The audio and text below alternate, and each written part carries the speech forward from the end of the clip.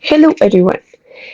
Today our group made up of Daniela, Carol, Sebastian and Mafe is going to talk about some critical perspective on the sustainable development goals.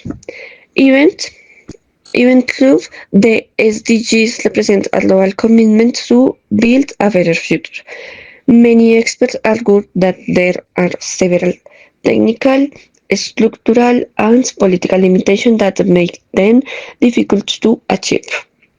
In our presentation, we'll discuss five main aspects based on the article. The first one is the technical and structural limitation of the SDGs. The second one is the problem of inequality and sleep poverty. The third one is the challenges that developing countries face and the role of international cooperation.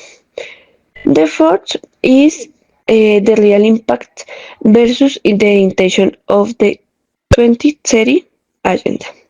And finally, the importance of adapting the SDGs to local context.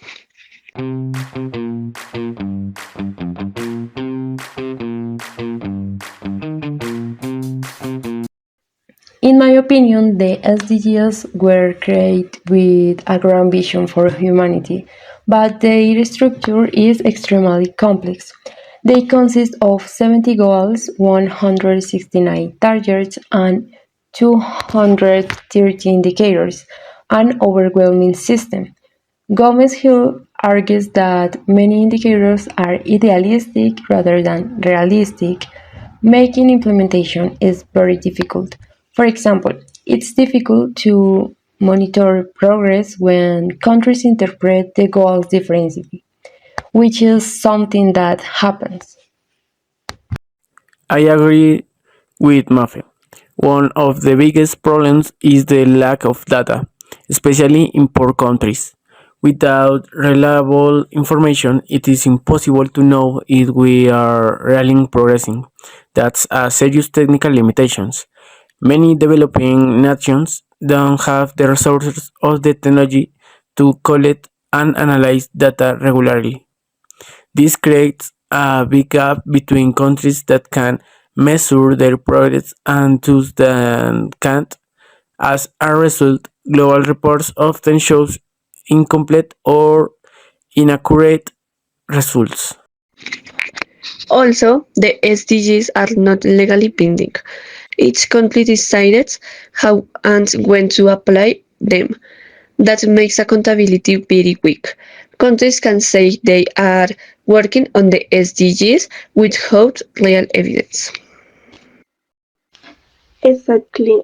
I think that the goals are universal, but they don't fill all contexts. The Agenda 2030 was designed globally but local. Realities are very different. That structure limitation too.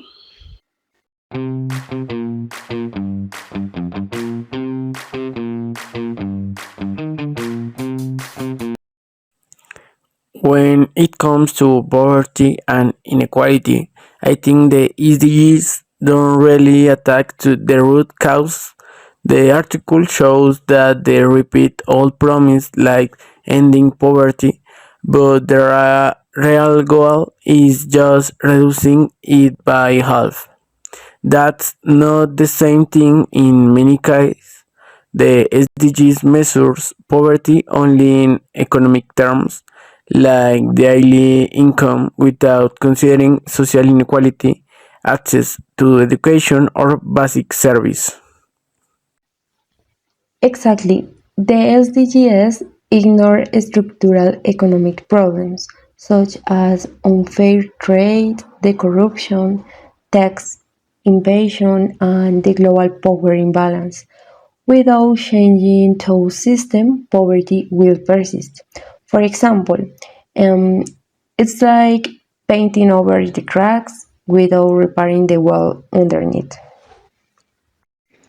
I also think the SDGs talk about justice and equality, but in a very general way. There is a lot of nice vocabulary: empower, support, and promote, but not clear actions. Exactly, these DGs focus more on results than on causes. We need deeper structure changes to really end poverty, not just short-term goals.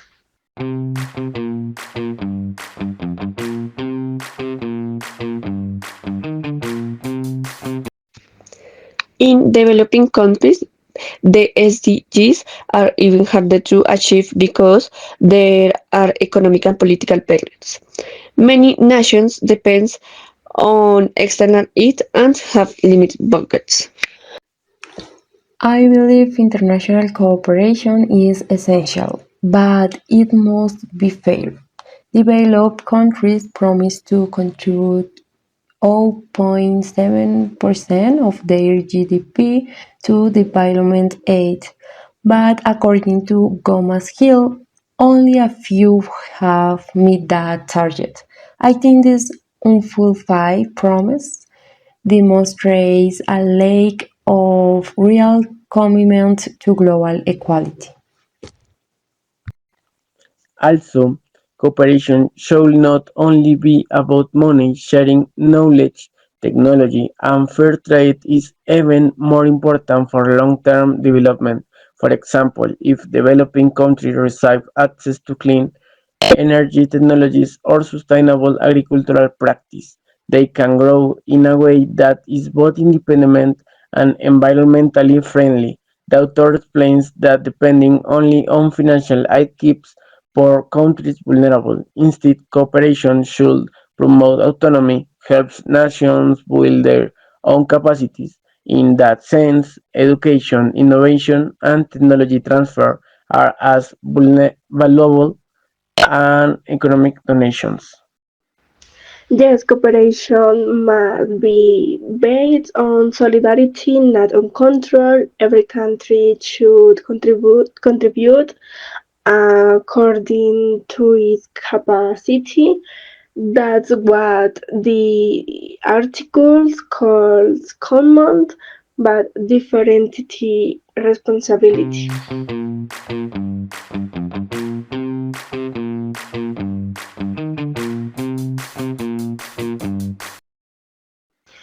Many experts, including Gomez-Hill, say the exterior as a full or political rhetoric. Countries sign them to look good, but they don't really change their behavior. For example, nations that sell weapons also sign the goal of promoting peace. That's true. There is a lot of contradiction between what countries say and what they do. The SDGs sound like a utopia, a perfect dream without real responsibilities.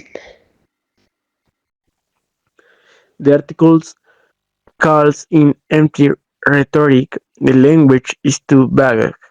Words like promote or encourage don't create real commitments. Governments can interpret them in many ways, and that makes it is easy to avoid responsibility. For example, a country can promote gender equality just by creating a campaign, even if there's no real policy or investment behind it. This ambiguity allows countries to look good internationally without taking concrete actions. To be truly effective, the 2030 agenda needs clear responsibilities, and strong institutions or transparent monitoring systems. Perhaps the SDGs should evolve toward inclusive global governance involving all levels of society. In my opinion, without monitoring and political will, the SDGs risks becoming a marketing project rather than a plan for transformation.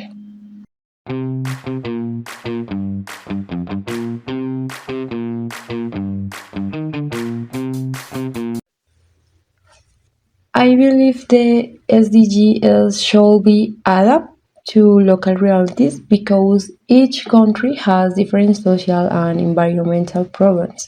I add innovation, for example, smart agriculture, renewable energy, and AI based sustainability models can change everything if used with style. In my opinion, so we all agree that the future depends on combining education, innovation, and fair policy. Yes, for example, Latin America faces inequality while Europe focuses more on sustainability. The same goals can work the same way everywhere. In our region, issues like informal employment, corruption, or lack of infrastructure make it harder to apply the SDGs exactly as written. The article argues that each country should adapt the global goals to its own context, prioritizing what most urgent. Local governments and communities should participate in defining priorities. That's the only way to make the goals meaningful. Totality agree the XDGs must move from global pictures to local actions from war to transformation. In conclusion, the Sustainable Development Goals represent an ambitious and necessary global project, but as Carlos Gomez Hill points out, their success depends on transforming ideals into real commitments. The SDGs must evolve from a list of intentions to a system of measurable and achievable actions. To achieve this, we need reliable data, transparent institutions, and above all, the political will capital of delivering real action. True development cannot exist without reducing inequality, strengthening international cooperation, and adapting the goals to local realities. Only by recognizing these structural limitations and acting collectively can the 2030 agenda move from rhetoric to real process and a more just and sustainable future for all.